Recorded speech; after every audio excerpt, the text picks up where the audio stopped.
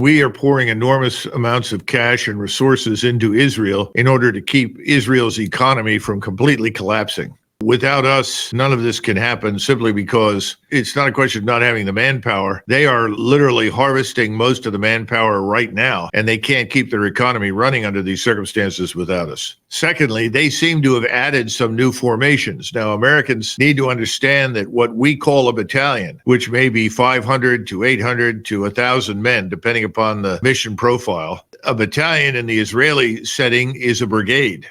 We toss these terms around and Americans think, oh man, that's, 15, 20,000 troops in a division. No, it isn't.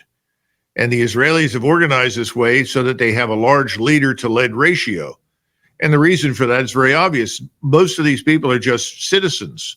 They're citizens who have been put into uniform periodically, trained, and then go home as reservists the way our National Guards do. These people have taken a beating in Gaza. They're taking a beating now as they go into Lebanon because they are not highly trained professional combat troops. They're going to do the best they can, but that's why Israeli air power is so important. That's why during the strike last night, the Iranians made a point of using their hypersonic missiles against those locations where Israeli air power is concentrated. Now, we don't know what the battle damage assessment was, and I don't think we'll know for a long time.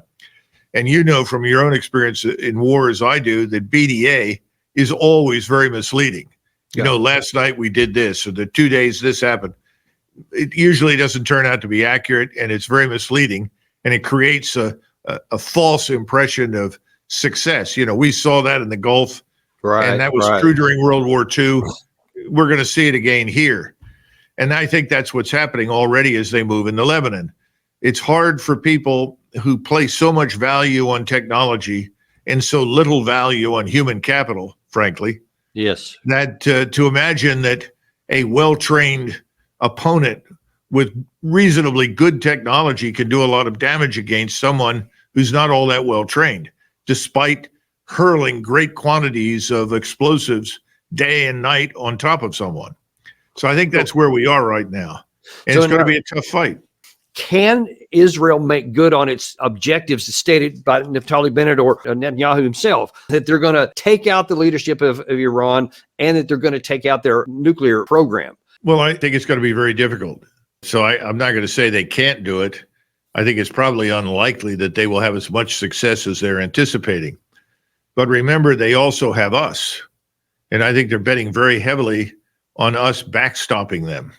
And remember that the things that you're describing happen against the backdrop of problems in Gaza, problems on the West Bank, problems in Syria, Iraq, and Yemen, as well as what's going on in southern Lebanon.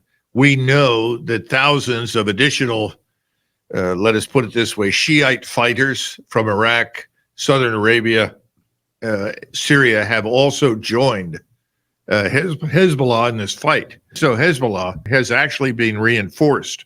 How much, how effective is that? I don't know. But that's not inconsequential. Remember that they're also betting that we will continue to bribe the leadership in Arabia, in the Emirates, in Egypt and Jordan, because literally that's what we do. We have package deals that are offered involving billions of dollars that these various regimes desperately need to stay in power in order to feed their populations, pacify their populations, improve their infrastructure. What we don't know is how much longer that will work, because the populations are increasingly saying, we don't give a damn about that. And they're seeing the people that are leading their countries in the worst possible light. In other words, they conform to this ugly picture that's painted in the Quran of unworthy leaders, unworthy monarchs, unworthy sheikhs and emirs. So I have a feeling that a tipping point is coming. And Hezbollah is right now viewed in much of the Arab world and in the Muslim world in general as a heroic force, just as Hamas, simply by surviving and continuing to fight back, has become celebrated. How much longer does that go on before finally you do get Iran to step up 100%? And then there is always in the background Turkey. And the Turkish foreign minister has spoken about their unwillingness to stay out of the fight if this results in the destruction of Lebanon. And I think it's a fair argument right now that Lebanon is being destroyed.